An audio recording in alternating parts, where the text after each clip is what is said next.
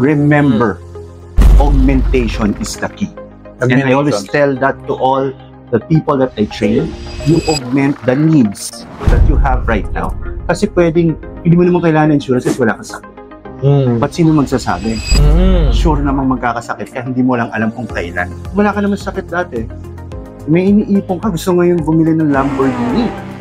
Wow. Imposible hindi mo naisip yan. Oo. Diba? Single kayo, wala ka namang problem. Wala ka namang baby. Correct. Correct. Kinabukasan ng kasakit. Yun. Naaalala ko nga dati, yung bigas lang dati, di ba? Per kilo, 20 pesos lang. No, imagine ngayon, magkano na? Triple na. Antayin mo pa ba na dumoble yung triple na? 6 na pesos yung mas mahal. Exactly. Very important na maging mindful din tayo sa inflation, no, na nangyayari.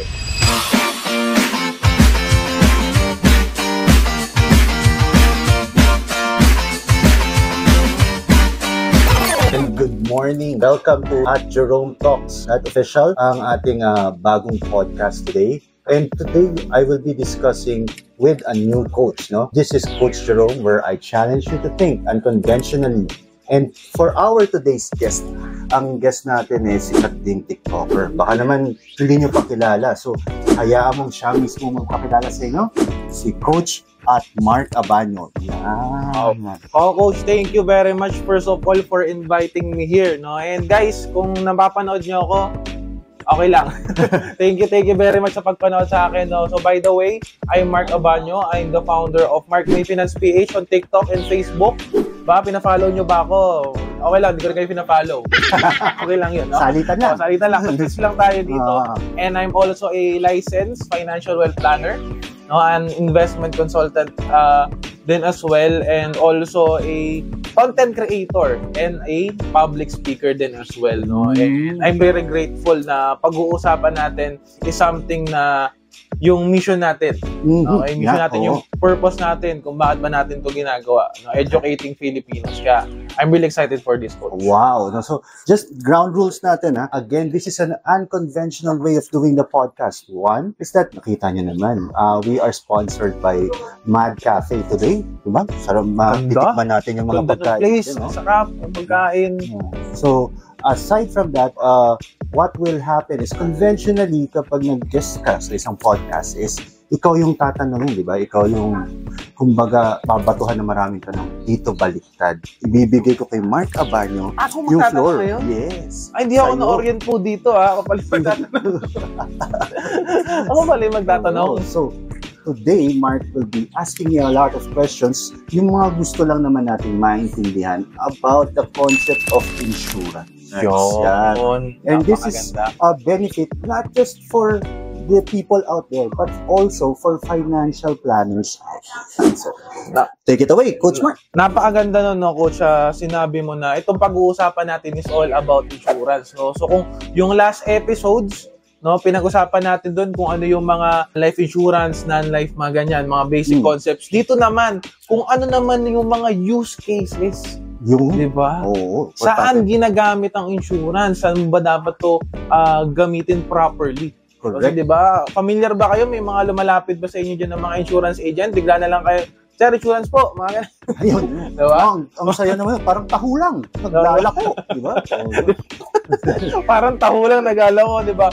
And dito, mas pag hihimay-himayin pa natin yan, i-deep dive pa natin kung paano ba tayo makaka-achieve ng peace of mind. Correct. Diba? Kasi ayun talaga yung primary purpose ng insurance, diba? Is to give you peace of mind. I love that, no? I love that you mentioned peace of mind. Marami sa Pilipino ngayon ang laging nakakunot ang noo. Alam nyo ba ang number 1 selling brand ngayon? Pangpa-batak ng balat. dahil ang daming nagkakaroon ng wrinkles ang aga-aga. And why I want you to understand that peace of mind is something important is because lahat naman tayo, ang pangarap ay yung makatulog ng mahimbing sa gabi. Yun yung number 1 na pangarap talaga natin. Hindi natin iniisip kung anong kakainin natin bukas. Hindi natin iniisip anong kikitain natin bukas. Kung di, nakakatulog ka sa gabi, diba? Or hindi ka nakakatulog at all kasi pwede kang mag-binge watch ng Korean novela mo. So kung Netflix. diba? Kung yun ang gusto mong gawin sa buhay mo, abay ang saya. And you call that financial freedom. Yun yung pinaka-importante sa mayaman tayong lahat. Diba? And mayaman is not a word. It's a feeling. Feeling rich. Feeling rich. Yan, Talaga. tama. Diba? Fake it until you make it. Diba? Sabi nga Exactly. nila. Exactly, totoo. Kaya sobrang excited ako dito kasi may mga nakalist nga ako na questions dito sa ating podcast for today. Kaya, ready ka na ba, Coach Jerome? Ready na. Ano ba to, game? Yung game show na, game show. Game show to, no? Okay, so, ito yung first question ko regarding sa use cases ng insurance. Okay? Sa ano ba yung mga single people? Okay, ano ba yung gamit ng insurance sa mga single na people? Ay, like that, no? Akala kasi natin, porket single, wala nang insurance. Single ako eh. Single ako eh, di ba? Nag-iisa lang ako sa buhay. So, let us define single. Sabi natin is single is somebody who is unattached. Unattached. Diba? Diba? From the bonds of marriage. Yan talaga ang single. Diba? Or unattached to any responsibility. Okay. However, sa Pilipinas, mayroong 3 klaseng single na tao. Alam May niyo ba? 3? Oo. Hindi pala ako nag-iisa. May 3 pala. Oo. 3 sila. At triplets po sila. Ay, mali. Pinag-uusapan natin. Iba. So, unang-una is yung totoong single na tao. Wala talaga siyang attachment. Wala siyang problema sa buhay. Ang pinoproblema lang niya kung anong kakainin niya at ano ang gagawin niya sa araw-araw. Expenses. Yes. That Lifestyle. is the first type of single person. The second type of single person, ito yung mga taong, di ba, may binubuhay na. May binubuhay. Oo. Okay. Diba? Hindi to sugar daddy. Sugar daddy. Ba yun? Mo, sugar daddy. O sugar babies yung binubuhay niya. Okay. Pag sinasabi natin may binubuhay niya, these are the primary breadwinners of the family. Breadwinners. Oo. Okay. Diba? Sila yung tinatawag natin, bring home the bacon. Bring home the bacon. Tama. Diba? Sila yun talagang nagbibigay ng pera sa pamilya. And the third type, yung pinaka hindi ninyo pinapansing single, yun tinatawag nating HOF sa BIR. Head of Family. So, ito yung medyo okay sanang buhay, kaso nagkaroon siguro ng one way or another problema sa pamilya at sila ngayon ang bumubuhay sa pamilya nila. So, 3. Oo. 3. So, yan yung 3 klase ng tao. Yan. Exactly. Uy, meron palang ito ba yun? Oo. Grabe. Yan. Thank you. Salamat dito sa sa Mad Cafe. Grabe guys. Punta kayo dito, sobrang sarap ng pagkain. Yan na. And ang napakaganda ng ng place. Grabe, no? Imagine yung place, ibang level. Diba? Mapapa-high ka talaga sa sarap. Tignan mo yung nila, diba? Pati dyan, we're all mad here. Yes, we're all mad here. Wow. No, so, ganun pala yung reasons ng, may 3 pala. No, yung pagiging single. Single na ikaw lang. Pangalawa is yung tawag dito, breadwinner ka. Correct. And pangatlo, syempre yung sa family naman. Okay, yeah. No? So, since nalaman natin na yun pala yung 3 uri ng single, no, dito, kaya hindi ka nag-iisa kung single ka. Okay? Ano naman yung use ng insurance para sa kanila? Yan ang maganda. So, people tend to think na dahil single ako, hindi ko mo kailangan yun. Diba? All the more na kailangan mo ng insurance. Unang-una is may 2 importanteng gamit ang insurance para sa mga taong single. Wealth creation and wealth preservation. Okay. Diba? Wealth creation in a sense na tutulungan ka niyang mag-ipon ng pera. So, kung may insurance ka, yung mga produkto ng insurance na ito, yung mga tipong makakapagsubi ka at makakapagtabi ka na in the long run, pag nagbago na ang estado mo sa buhay, meron na siyang katumbas na halaga. Hindi ka lang niya pinoteksyonan, meron pang halaga. Remember, insurance is the only bill that pays all your other bills. So, if meron kang insurance at single ka pa, meron kang assurance na merong naiipon at natatabing pera lahat. That is why important ang wealth creation. Wealth creation. So, doesn't really matter kung anong produkto so long as yung mind mo, yung intention mo, klaro. Gusto mong magtabi para pag nagbago ang estado mo sa buhay, or shall we say talaga namang magbabago ang estado mo sa buhay, ready ka. May phases. Yes. Next is wealth preservation. Isang bagay ang nagiging problema ng mga single. Since wala naman akong tao, ituloy ko na yung pangarap ko, di ba? Wala naman akong iniisip, di ba? Correct. Bakit ko pa yung ano ko, di ba? Kung ano man yung gusto mong bilhin, bibilhin mo. Now, wealth preservation is a good type of insurance. Kasi itong insurance na to, what it will do for you, simple lang, it will help you protect the money that you already have. Remember, augmentation is the key. And I always tell that to all the people that I train, you augment the needs that you have right now. Kasi pwedeng, hindi mo naman kailangan ng insurance, wala kang sakit. Ba't sino magsasabi? Sure namang magkakasakit kaya hindi mo lang alam kung kailan. Yes. Tama? It depends, especially now, no? Sa lahat naman ng hinanda ni Mad Cafe, ang sarap-sarap. Pero fries, alam mo bang ng top 5 yan sa bawal na pagkain? Nako, dapat pala hindi mo na kumuhain. Okay lang, wala na, andyan na eh. Kainin mo na. Kainin mo na. Diba? Ako naman simple lang naman ako. Yun, mayroon pang binigay na. Dati. Dati daw, Grabe. Sarap. Thank you, Mad Cafe. So, kung kunyari, itong bagay na to, diba? Isa na tayo, augmentation, diba? Wala ka naman sakit dati. May iniipon ka, gusto ngayon bumili ng Lamborghini. Wow.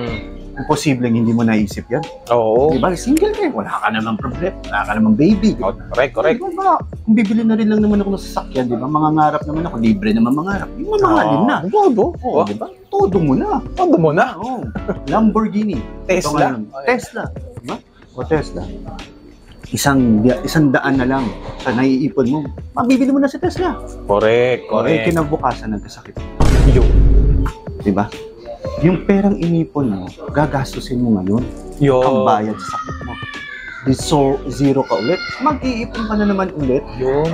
Inipon mo ng 60 years. Hayop. Diba? Lamborghini. 60 years. Diba? 60 years, imagine. Iulitin mo ulit yung 60 years para makaipon ulit ng Lamborghini. Hindi mo nakakayanin yun. This is wealth preservation strategy. To make sure na pag nangyayari yan, na-augment ko yung cost na dapat na gagastusin mo for sickness. So now you understand na as single people, kailangan nyo yan. Exactly, no? Ang nakuha ko, Coach Jerome, sa sinabi mo, in terms sa pag-single ka talaga, is you need to, kung halimbawa, bagong empleyado, diba, kaka-graduate mo pa lang, mga young entrepreneurs natin o mga young employees natin, professionals, ang kailangan na una mong unahin is wealth creation. Correct. Diba? Mag-create ka ng wealth through insurance.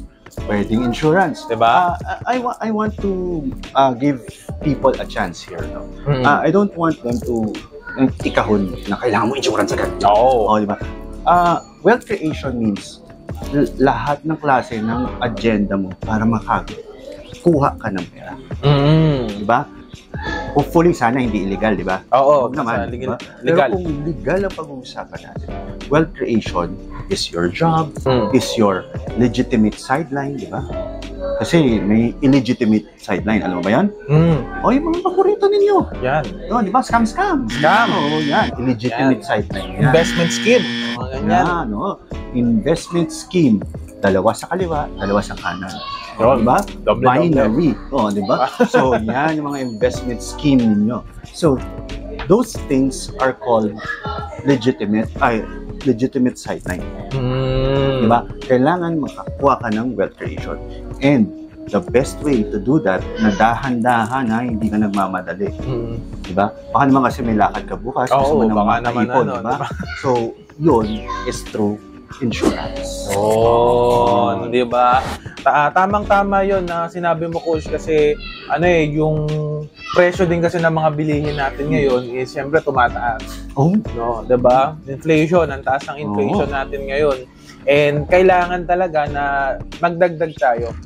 Okay, ng mga sources of income no, para pwede nating mag-acquire ng mga protection natin na assets. Correct. Katulad ng insurance nga. Yeah. May dagdag ko lang no, sinabi mo na mataas lahat ng bilihin, no? Kung hindi nyo pa alam, baka gumising na kayo, no, na lahat ng bagay nagiging mahal na. Yun. Oo. Ang hindi na lang mahal ay yung pagmamahal. Yun. Di ba? Siyempre. Yung crush mo, ay hindi na lang mahal. Yun na lang ang hindi na lang nagmamahal sa'yo. Di ba? Correct. Yung crush mo kasi libre. Libre. Pag nalaman niya, hindi na libre. Yun. Di ba? Yun. So, for me, really, inflation is rising very quickly. And it's doubling every year. Actually, statistics will tell us that beforehand, point something lang ang inflation. Ngayon, double digits na. And the reason why we want it to be protected is not because inflation is something grand of a word, but inflation is something na talagang mangyayari. And if you do not beat that now, diba, when will you beat it? Pag triple na? On. Exactly, no? Kaya, be mindful tayo dun sa inflation, di ba? Na yun yung pagtaas ng bilihin at serbisyo over time, di ba? Naaalala ko nga dati, yung bigas lang dati, di ba? Per kilo, 20 pesos lang per kilo. Parang di ko alam yan. Alam mo naman kami mga batang katulad lang kasi ako eh. 40s na yung mga panahon ko eh. Gen Z ako ngayon, di ba? Gen Alpha ako eh. Zueños. Ano ako ngayon eh. So, ganun sa amin, 20 pesos. No, imagine ngayon, magkano na? 60? 50? Imagine, 55? Triple na yung ano. So, antayin mo pa ba na dumoble yung triple yun? 6 na beses na mas mahal. Exactly. So yun, no, very important na maging mindful din tayo sa sa inflation no na nangyayari. No, so okay na tayo sa sa single, sa mga individual. So kung single ka tapos nakita mo yung love of your life, yun di ba? Love of your life, nakita mo and you start building a family. Di ba? Tinugtugan ka pa. Yung di ba parang merong umatach siya. So, ano naman yung use cases ng insurance? Correct. No, sa family. No, lalo na kung meron kang anak na, di ba, may kakapanganak pa lang, 2 years old, 5 years old. Eh, maganda ba talagang kuhaan ng insurance kapag baby pa lang? Kasi parang ngayon lang sinasabi, di ba? I love that I love that question. Now, maiba tayo, no? Dalawang klase kasi ang family. Okay. The first type of family is really ikaw yung nagpo-provide, the provider. Provider, yes. Yes. If you're the provider in the family, then you have to have a different type of insurance. Okay. Rather than the second type. Ano yung second type? You are a member of that family. Member of a family. So, provider and then member. Okay. Kasi doon natin ngayon madi-distinguish one from the other. A provider of the family is someone na lahat nakaasa sa kanya. Here, importante ang income protection and income replacement. Yun yung gusto kong malaman eh. Kasi baka nalilito yung mga manonood natin. Ano yung mix? Paano ko gagamitin as an income protection or income replacement yung life insurance, di ba? Yes. Kapag ine-explain, hindi nga maintindihan eh. Diba? So, ano ba yung ibig sabihin ng income replacement and income protection, Coach Jerome? I like that, no? And especially true, I wanna say shout out sa lahat ng mga advisors na nakikinig right now. You do not just tell them na, income replacement to, without explaining it to them. 90% of the people that you tell na income replacement to, nakaganon lang sa'yo. Ha? Hotdog? Diba? Parang, ano yung tosino? Diba? Yan. Young pork? Diba? Hindi. You have to explain it to them that this is the bill. Ulitin ko na naman yung word na sabi. This is the only bill that will pay all your other bills when the time comes. That is why you have to understand na even though you're paying a bill now, it will replace your income when something happens to you. Yun. Ang objective talaga ng insurance is not for you to make money out of it, but to ensure that life goes on when something happens. Yun, ganda. Diba? Kasi gusto nyo kagad. Doon ako bilib na bilib sa mga ibang advisor. Sir, gusto nyo bang yumaman? Gusto nyo bang yumaman? Walang yumayaman sa insurance. Kasi ang objective ng insurance is to make sure that in the future, na-replace ko yung pangangailangan mo. Di ba? Or kung may pangarap ka na kotse, bahay, mabigay ko yan sa'yo. Correct. Hindi naman niya sinabi sa'yo na pag nag-ipong ka ngayon, sigurado, pagdating mo ng 100 years old, subi-subi ka. Correct. Diba? So that is why working class has to understand na ipapalitan lang natin yung dapat ng gastos. Exactly. Diba? Instead na maging 10,000 yan, pagdating naman ng 10 years from now, 20,000 na yung gastos mo yun because of the word inflation. So, piniprepare lang natin yan. Magbabayad ka ng 10 piso na yun para pagdating 20 years from now, meron ka 20. Yun, so mabalik tayo, Coach Jerome, no, sa binanggit mong ganda na in-explain mo kanina, no, regarding sa insurance in terms of sa family naman, in this case, ng insurance sa family. And ang nakuha ko sa'yo, yun nga, yung income replacement. Correct. No, and income protection. And at the same time, ang insurance kasi talaga na primary insurance na nakuha ko sa'yo is hindi ka talaga kikita.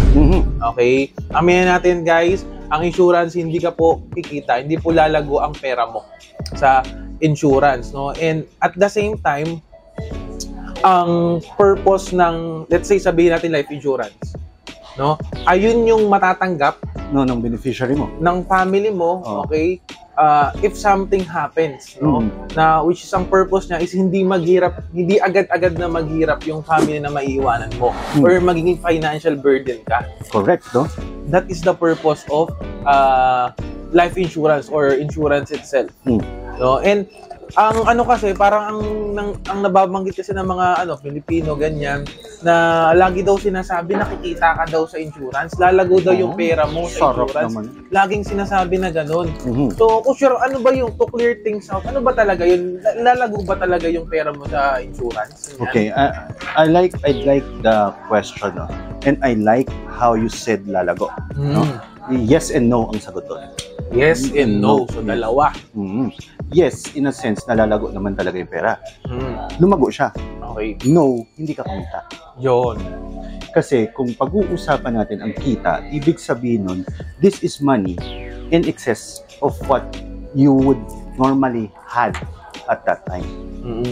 However, in insurance, what we calculate as a financial planner is your replacement income. So, kunyari, kumikita ka ng 20,000 today. It is not the same 20,000 in 20 years' time. The value of that 20,000 would have been, let's say, for example, 50,000 na siya. So, bibigyan kita ng insurance based on your need. Yung pangangailangan mo lang. So, bibigay ko sa'yo is 50,000. So, akala mo, kumita ka kasi 50,000 yung tanggap mo eh. Pero this is meant to replace your income. Now, kikitain mo supposed to be from now up to that. So, replacement ang ginawa. Replacement. Tama yun, no? So, yun yung concept ng insurance. Correct. Sa family, tapos halimbawa sa maiiwanan mo na anak. Okay. No. I'd like to put a little more emphasis dun sa pangalawa. Okay. Income protection. Kasi sabi nila, wala namang pinoproteksyonan sa income. Di ba? Sabi ko nga, okay. Sabi mo yan eh. Yan ang paniniwala mo eh. Okay, ikaw na. Okay. Ikaw na winner. Di ba? Here's the thing. In income protection, what is clear is the income na kinukuha ng breadwinner is supposed to be yours as for family uses. However, remember, nung nagsimula kayo ng pamilya, may mga pangarap yan. Ano isa sa mga pangarap lagi na may pamilya? Sariling bahay. Correct, sariling bahay. Now, bumili ka ng bahay. Diba? Kung normal family ka, hindi ka naman si Ayala, diba? Hindi ka naman si Razon. Baka naman si Razon ka. Kung hindi ka naman si Ayala at si Razon, yung normal family will have to do a house loan. House loan, yung mga pag-ibig. Yes. So, and pag binili mo yan, meron kang monthly na amortization. Now, the income that you're supposed to get, you now put it for the amortization. So, here's the thing. When you amortize an item, what it does is it protects the amortization part. That is why you'd have to have a different type of insurance. Anong insurance yun? Yung property? Property insurance. Fire insurance. That is income protection. Oh. Pinoproteksyonan nila yung dapat pera ko dapat pinapakain ko sa pamilya ko. Instead, ibababayad ko ngayon tuloy ng amortization. Pag nawala si breadwinner. So, yun yung mga insurance na dapat na binibili nila. Kaya, mababayaran yun. Remember, pag nag-housing loan ka, nag-car loan ka, not almost sa car loan, no? Most of the time, meron ngayong mga techniques yung mga tao about car loan. Pero, the real intention is, if something should happen to that property, poproblemahin mo pa yung pambayad buwan-buwan, di ba? Hindi. Merong insurance for that. Car insurance, house insurance, para mabayaran mo pa rin yung dapat mong bayaran. Ang ganda nun. Ang ganda nung nakuha ko doon, Coach, regarding sa property insurance, di ba? Siyempre kasi ang problema kasi kapag pumanaw ka, anong mangyayari doon sa bahay? Sino magbabayad nun? Correct. Okay, kung wala kang insurance, fire insurance or property insurance, sino magbabayad nun? Correct. Yung anak mo na hindi pa nag-aaral? Yung asawa mo na baka minimum wage earner lang, no? Saludo po tayo sa mga ganon. But paano yun? Mabibigla sila. Correct. Just to give emphasis, no? Kaya emphasis. Sabi mo kanina, sino magbabayad nun?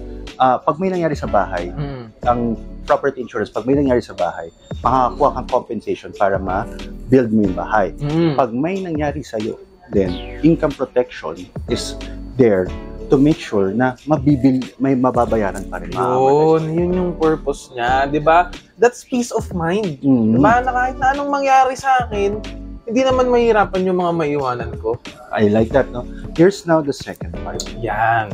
Hindi ka naman kasama dun sa nagbibigay ng bahay, di ba? Ayun. Nagbabayad. Kunyari, bagong si Inday, mali pala. Inday yung panganay na babae, di ba?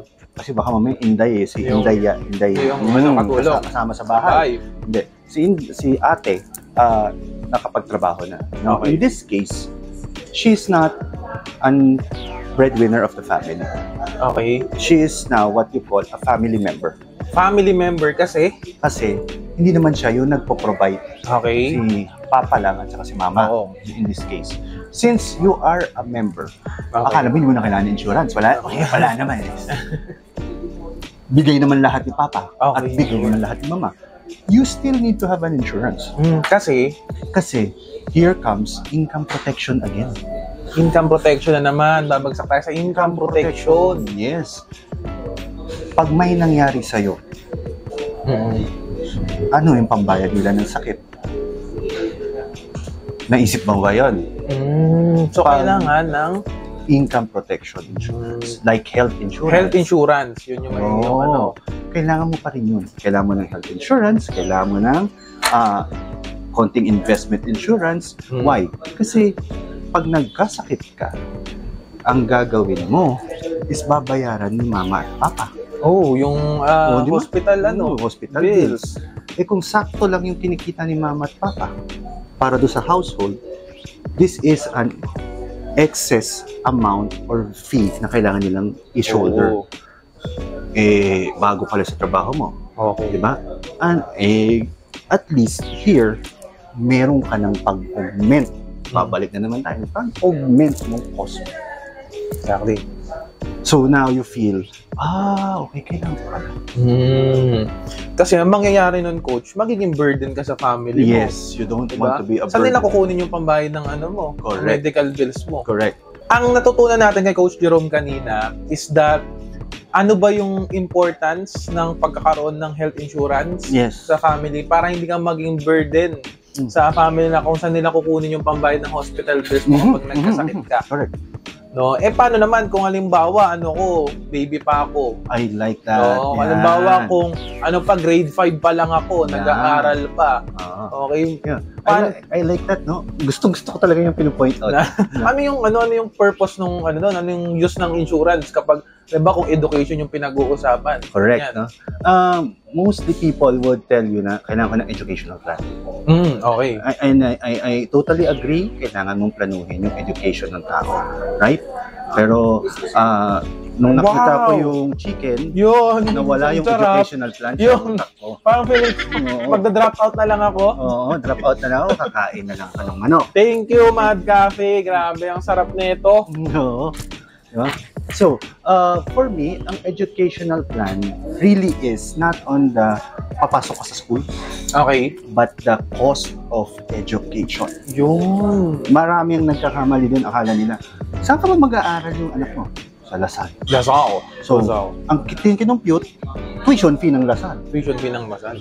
And estimate, based on 8% plus inflation, yun man, no? Talagang pinipilit niya tayong kumain, is, di ba, yung tuition fee increase. Oo. Paano yung damit ni Totong? Pamasahe. Pamasahe. Assignment. Project. Yun.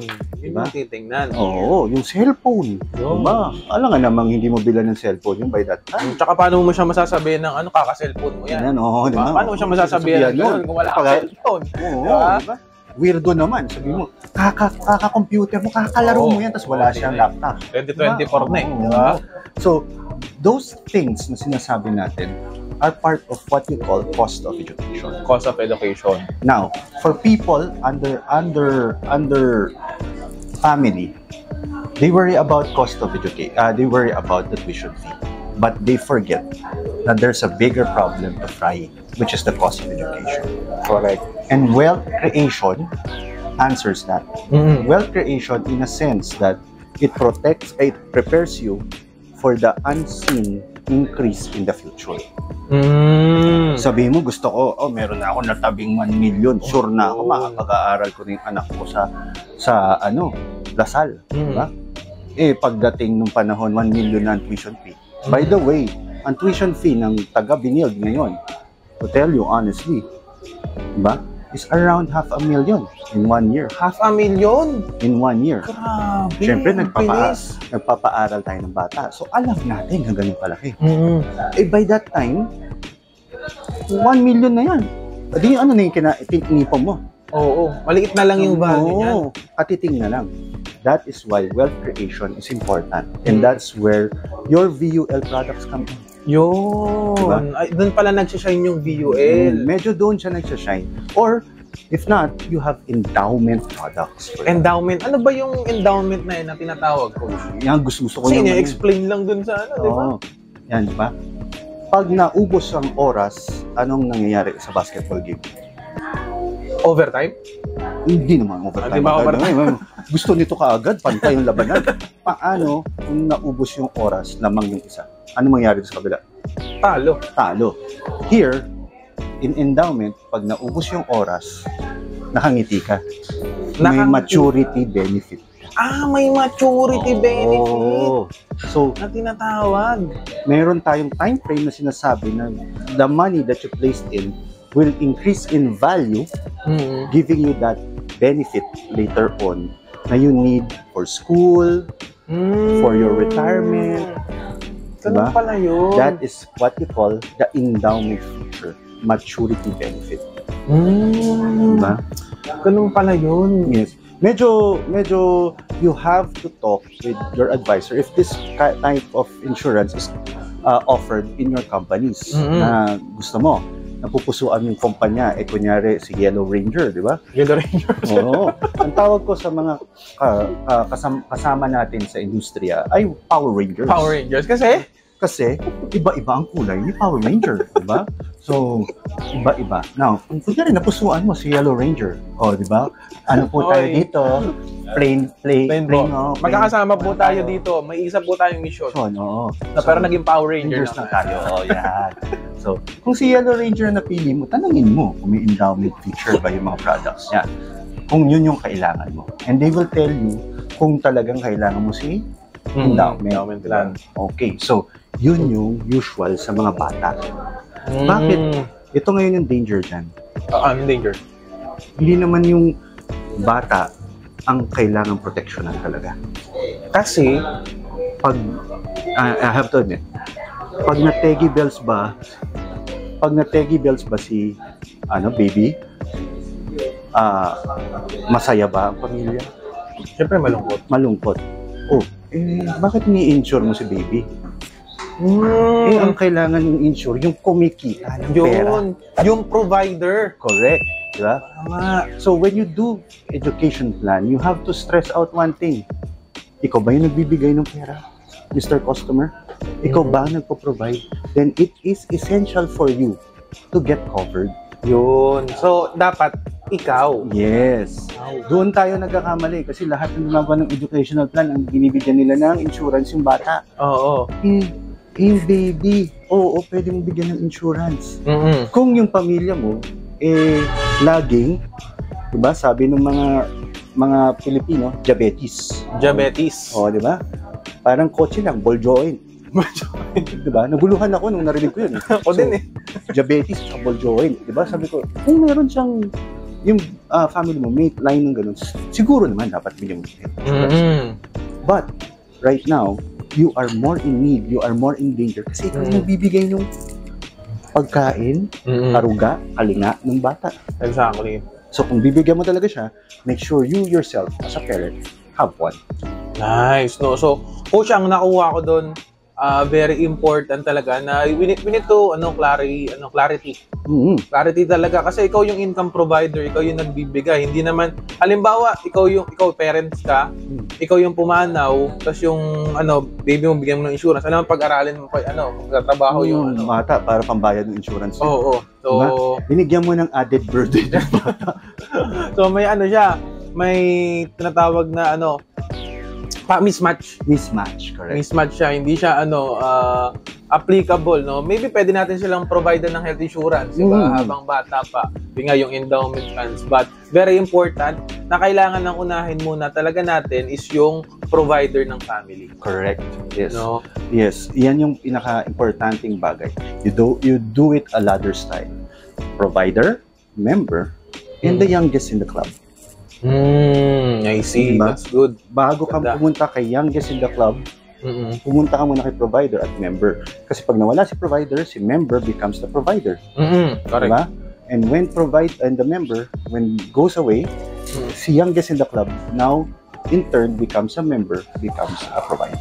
Exactly. Tama, ganon. Sundan natin yung ganong structure ni Coach Jerome. No? And with that, may nakalimutan pa ba tayo? Like, for example naman, kailangan ba sa family i-prepare pa rin yung retirement? I love that, no? Yes, you may collectively prepare. Okay. Or you may individually prepare. Individually prepared. So, ano ibig sabihin yun, Coach? That is where you do a financial plan as a family. Where tinitignan natin kung si breadwinner needs to start building up retirement fund. But normally, kailangan, as soon as you work, you build up your retirement fund. And then, yung retirement fund mo, nasa'yo lang ba? Or para sa pamilya mo? Okay. So, may difference pa yun? Oh, yes. Kasi kung para sa'yo lang yung retirement plan mo, di ba? Pag nag-retire ka, okay. Paano yung asawa mo? Di ba? Paano yung mga anak mo? Correct. Kung nag-retire ka, kunyari, nagkaroon ka ng baby, 60 years old, magre-retire ka na. Di ba? Yung gagastusin pa ng mga yun. Oo. So, you prepare for that as a family. And as a family, financial planning becomes essential. Well, especially when there are people who is dependent on you. Yun. Yung nakadepende sa'yo. Yung, may mga financial dependence ka. yes. Yun yung very, very important. Kaya guys, kung sa inyo, may nag-aalok kahit mga libre lang na financial planning, Tanggapin. diba? Tanggapin nyo kasi guys, ang mahal ng bayad yan. Yes. Alam nyo ba na ang isang financial planner, lalo na ang titulado. Oo, di ba? Sila, Tito Soto at Vic Soto. Ay, hindi pala. Titulado. May CFPP, AFP, RFP, lahat ng Pilipinas, P, di ba? Those people have really mastered the art of creating a holistic financial planning. Correct. Then you will pay around 30 to 40,000 pesos. 30 to 40,000? And that's just the initial plan. Initial plan ba lang yun, guys? Grabe. Nalungkot ka. Oo nga pinagpawisan ako ng konti. So pag may nakita kang AFP, RFP sa dulo, you know for a fact that they mastered that craft and they know what they're talking about.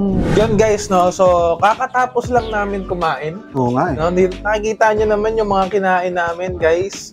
Inantok ako eh. Ako rin, para gusto ko na muna mag-siesta dito dahil napakasarap nitong Mad Cafe na Good job, chicken. no? Good job talaga si Mad Sabi Cafe. yung mga wings, no? Kaya guys, pumunta kayo dito sa Mad Cafe. Sobrang sarap ng pagkain, dessert, mga wings nila, and syempre yung yung atmosphere, no? Ang ganda ng vibes niya, no? And mabalik tayo dito sa usapan natin, coach, no? So kanina, okay, yung use cases ng insurance in terms sa single and individual na i-provide natin kung ano yung kailangan, life insurance, health insurance, wealth creation, wealth preservation. Yes. No, and sa family naman, no, in terms of providing them educational fund, okay, wealth, income protection, okay, and income replacement. So ano yung may po-provide natin yan? Life insurance, health insurance, okay, endowment plans, no. And ngayon naman, guys, ito naman, spoiler alert, no.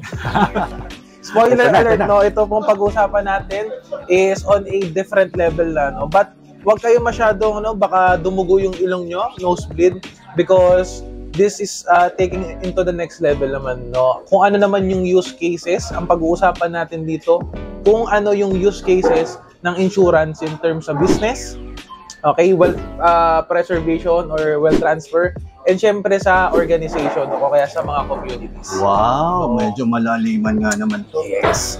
No, so, ready ka na ba? Oo Coach naman. Jerome, di ba? Kahit medyo busog pa tayo. Okay lang. Para makatulog na. Yun. Ay, Makakatulog na tayo at makapag-siesta na. So, unang-una, so ano naman yung use cases in terms, syempre, nagkapamilya ka na, nadagdagan yung income sources, nag-start ka na mag-business. Correct. So, paano naman, no? Paano naman mapoprotektahan ng insurance yung business mo? I love that, no? Kasi most of the people, isang way lang ng pag-income, ng pagkita ng income. There are multiple ways and streams of income. And one of the famous ways is saan sikat ka. Coach Mark, na nakikita ko lagi, nagsa-start ng business yung mga tao. Business. And when the people starts a business, you have to differentiate what level of business it is. This now gives you kung anong level at depth ng insurances ang kailangan mo. Now, for example, it's a small and medium scale, micro, small, medium. Diba? Na Anong example niyan, coach? Yung micro is like sari-sari store. Small is yung mga nakikita nyo dyan, yung mga nagbibenta ng milk tea. Milk tea. French fries. Diba? That is small. Medium scale naman, ayan na, yung mga nagbibenta na ng mga ginagawa, yung may sarili silang version ng bag nila, leather goods. So that is what you call medium scale. Okay. Now, you have to differentiate them kasi ibang level ng depth o lalim ng mga insurances nila. Now, combination lagi yan. Okay.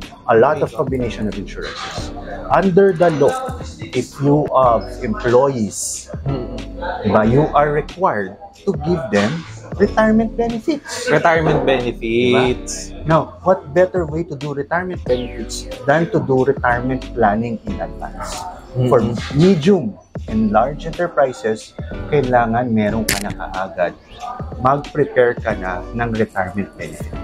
Retirement benefit na. No, Okay. so this is long-term VUL plans. Long-term VUL plans, yun yung isa. Mga single pay VUL. Single pay. Diba? Yan yung mga, dyan na pumapasok yung mga yan. Combination na yan. Labanan na yan ng mga ganyan para ma-make sure na pag may nag-retire na tao, there is something prepared for them. Diba?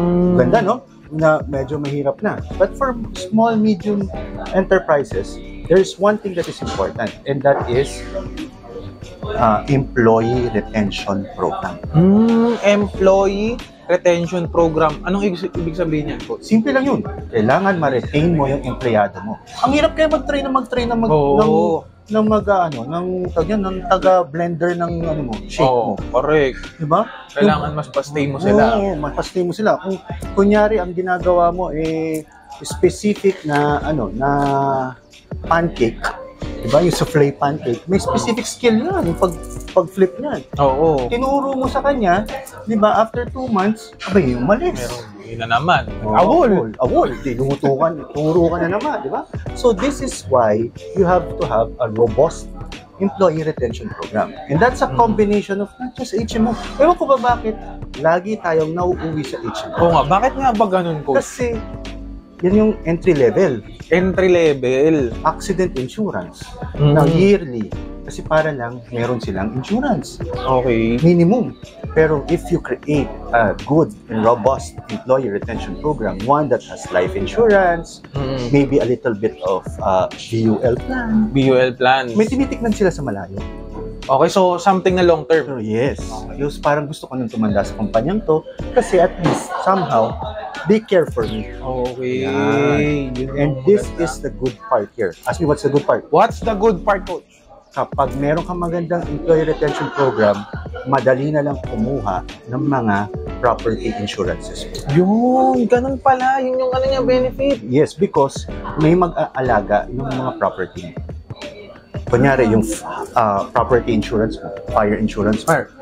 Eh kung wala namang magbabantay nung business mo, di ba? Oo. Ikaw yun, nasa taas ka. Kunyari sa 4th floor ka nakatira, bababa ka para pag may umorder ng price mo. Sino magbabantay nun? Nanakawin na yung di ba? But if you have a robust employee retention program, yung tao, laging nandoon, may nagbabantay, madali nga yung pag-apply ng mga property insurances. Mura ang lalabas.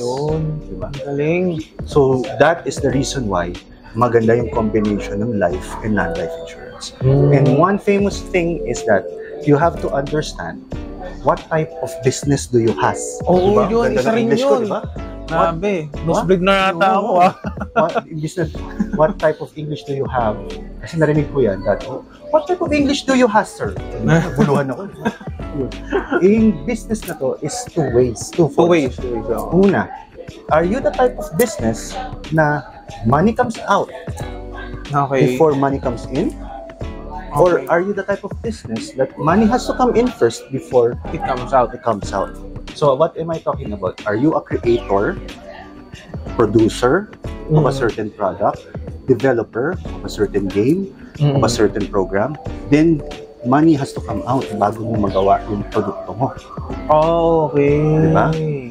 Remember, kung gano'n ang mga labanan ninyo, it is essential meron kang tinatawag na raw materials. Raw materials, okay.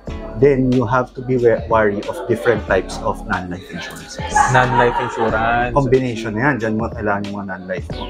But if you are somebody na you have to buy, kunyari, grocery ka, diba?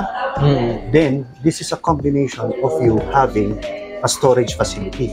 Okay. Pag may storage facility ka, this is a different type of non-life insurance. It's a combination of fire, business interruption insurance. Kasi baka mamaya kailangan ng cold storage, tapos pag namatay yung cold storage mo, panis lahat ng pagkain mo.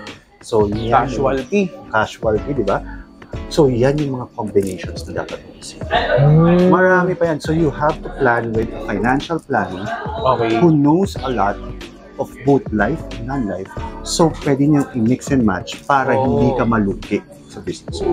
Ganda nun, Coach. Grabe, no? So, kung sa Jollibee o kaya sa McDo ka lang nakakita ng mix and match, dito rin when it comes to providing insurance, diba? Meron ka din. 20-29 lang. Diba? 20-29 lang. And, alam ko, Coach, diba medyo maliit lang yan na, na premium. Tama ba ako? Kaya nga, it's really an idea kung saan kukuha ka ng maliliit na insurance, ma-match mo to create a certain coverage na kailangan ng kumpanya.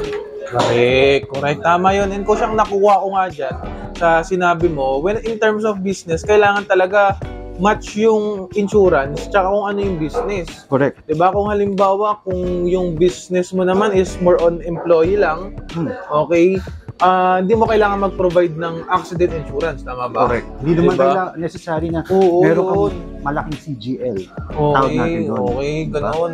So, kailangan sakto-sakto lang. It is always a benefit wherein pantay lang yung insurance na gagawin. Oo, kasi parang ito, nitong nakamakailan lang, meron akong client, ang business naman niya is glass tsaka aluminum. Oo, yan. Naku. Yun, no. So, Kailangan meron siya ng business interruption.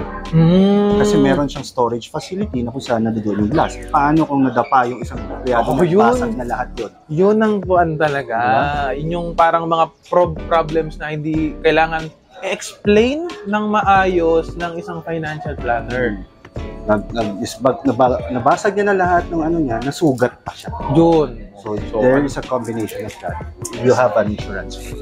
Yes. No? So, kailangan dapat meron tayong iplano natin na maayos kung ano yung specific insurance para sa isang specific na business. Correct. And kung ano yung services and products na pinoprovide. Correct. No? So, napakaganda nun. No? So, that is for business. Okay? And anything else you want to add before tayo mag-jump into business? No, mostly businesses has to have a command and control type of their insurances.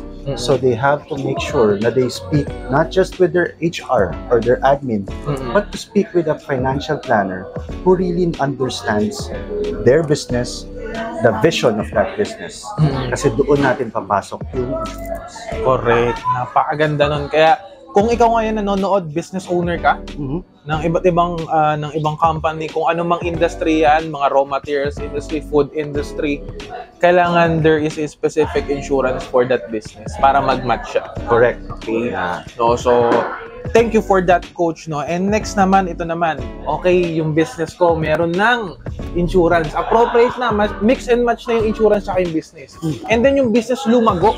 Wow. Lumago, no. So yung business mo umabot ng sabihin natin 40 years, 30 years, 50 to 60 years old ka na. Nako. Okay. Ang question naman dito, paano mo siya maita-transfer? Correct. Yung business mo doon sa mga anak mo? Okay, yung mga tinatawag na heirs, 'di ba?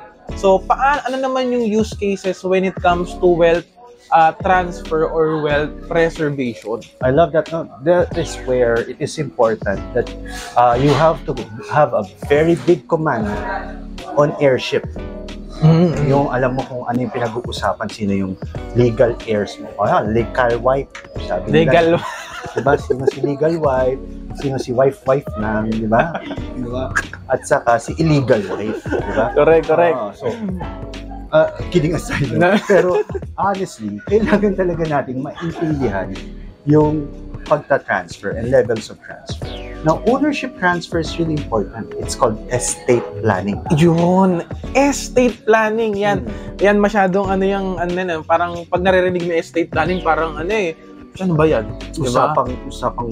Usapang highfalutin. Yeah, Diba? Ano yung term na yun? Medyo dumugo yung ilong ko. Usapang ay pera. Diba? Okay, no? So, but with that, no, just be clear lang, ano ba yung estate planning? Yan yung pinag-uusapan na kung saan you have acquired properties, you have acquired businesses, okay, and you want to make sure that in the future, yung pamilya mo will not be fighting against one another because of the properties you've left behind. So, dapat mong gawin dyan is to assign it to a financial planner, okay, who is an estate planner at the same time, diba? Okay, Na kaya niyang i-ready lahat ng items para in the future, should you it's time to go kasi 60 ka na diba? It's time for you to retire. You wanna retire peacefully, na wala kang pinaproblema, and when you leave the earth behind, diba, yung mga tao mo hindi nag-aaway-aaway sinong papalit sa business. Yun yung magiging problema. Sinong kikita, kanino pupunta yung Lamborghini mong pinasa mo, diba? So those things are taken care of. Now, maraming takot doon. Maraming takot. Bakit maraming takot, coach? Kasi sabi nila, malaking gastos. Malaking gastos, okay. But here's the magic part. If ginawa mo tong prosesong pinag-uusapan natin, from the time that you're single, you're married, to your business, di ba? By the time you do the wealth transfer, it will be a very minute part. Kasi na-prepare mo na lahat naayos na. Diba? Technically speaking, ready ka that any unforeseen event, meron ng nakatapos. No? And at the same time, coach, ito mabilis lang. Kasi di ba sa estate planning, meron din tinatawag na estate tax. No? Can you give me more, parang brief lang na ano ba tong estate tax na to? Estate tax is very simple. Estate tax tells us one thing, no? Na merong bayad ang bawat property na na-acquire mo through time. Kasi may right ka doon. And every right is a privilege. Okay, tama. Under the law, pag may right na binigay sa'yo ang isang bansa, there is a corresponding obligation. Oo, so dapat naman. may obligation ka, and this is the obligation. The tax is the obligation part. Okay, Now, so do not be afraid kasi the obligation part, you can readily prepare with insurance. okay. So paanong mangyayari niyan? So kumbaga pang-compensate yung Doon insurance sa tax na yun. sa estate tax para full pa rin yung pagkaka-transfer. Tama Yes, ba? mabibigay mo pa rin sa mga pamilya mo yung necessary. Tax now becomes something na hindi mo na po problema. Okay. With the proper guidance of an estate planner, Okay. your tax now becomes something na you'll be prepared of with the right insurance plan. That's good. Ang ganda nun, coach, no? And nalinawan din ako kung ano talaga yung estate planning kasi more of kung 50s ka na, kung 60s ka na, it's better ba to prepare na for that estate planning? I believe na as soon as you have properties at hand, Okay. meron ka ng bagong bahay, kotse, you start building it slowly. Para hindi ka nabibigla. Kasi baka mamaya, ang dami, nakabili ka na ng bahay para sa anak mo, sa pamangkin mo, ang dami mo ng bahay. Okay. Tapos saka ka lang magbibili ng insurance for that or ng estate tax preparation mo, malamang mahal yan. But if you do the process, dahan-dahan, as you go along, you prepare that and wala. Baka nagulat ka. Covered na yung estate tax mo nang hindi mo pinukuha. Yun, ang ganda nun. Ganda nun. Kaya guys, kung kayo ngayon, nag-start kayo na mag-build ng mga assets, better to start estate planning. I-educate nyo yung sarili nyo. No? So, okay na tayo sa wealth preservation, ta-transfer na. So, ito na yung next. Okay, single, tapos nagkapamilya ka. Okay, nadagdagan ng income mo, business. Alam mo na kung paano mo protektahan. Ita-transfer mo na. Okay, sa mga heirs mo, sa mga kamag-anak mo, sa mga anak mo. Ang next naman is paano naman makakatulong yung insurance in terms of sa community, sa society. Okay, sa charities, ganyan. No, ano naman yung use cases when it comes to other people? I love that, no? Remember that in terms of insurances and in terms of money, the best people or the most wealthiest people are those people who are willing to give. So, pag marunong ka magbigay, marunong ang Diyos makatanaw ng utang na loob. Diba? Nakikita niya na mapagbigay kang tao, He will also bless you. Correct. So, here, insurance can be used as that fund. Para hindi ka naman natataranta na every month, bibigay ka ng malaki. Tithing. Tithing, diba? So, for us to understand, you can actually do this under what you call a testate succession. Anong coach? Testate succession. Testate. Yes, pwede kang gumawa ng kasulatan pag diba? Pag natsugi na ako. Okay. Wala na ako sa mundong ibabaw. This certain insurance that I got, diba, which is under my free portion of my property, be now given to a specific charity of my cause. Yun. So, when you do that, that not only gives you the opportunity to help the society and mankind, it also gives you the opportunity to feel good and to feel that indeed you are not just living the world for yourself, but for everybody else around. Correct. Napakaganda nun, no? So, in terms of insurance, pwede mo rin yan i-provide sa mga tao. Correct. Sa donations, through charities, tithing. Tithing, yeah. No, So, marami naman gumagawa dyan. Yeah. No, so, that's very, very important. And I think na nadaanan na natin, no? From single, from family, through businesses, wealth transfer, preservation, and siyempre sa communities. No? And kung nanonood kayo ngayon na, okay, alam ko na kung paano, meron akong business, meron akong family, meron akong anak, ano naman yung action plan ko o kung ano yung next step ko? I love that, no? The only thing that I will advise you, di ba? You know the type of insurance, narinig mo lahat yan, is first, don't just jump and just get it. you still have to talk to a financial planner who will help you with your needs. Make sure na yung taong kausap mo knows your desire, your horizon, your objective in mind. And then, talk to him, plan with him, so that masimulan mo rin yung plano mo sa buhay. Yun. Di ba? Okay, tama yun, Coach. And that's very important talaga. No, itong mga nalaman nyo, right now, is wag kaagad kayong pumunta sa insurance na company na, okay, gusto ko ng ganito. Better to need to assess muna yourself. Yes, assess mo muna. Baka hindi mo naman pala kaya magbayad. Pwede ka agad, di ba? Di ba? Bago ka lumapit kila Power Rangers. Okay. Di ba?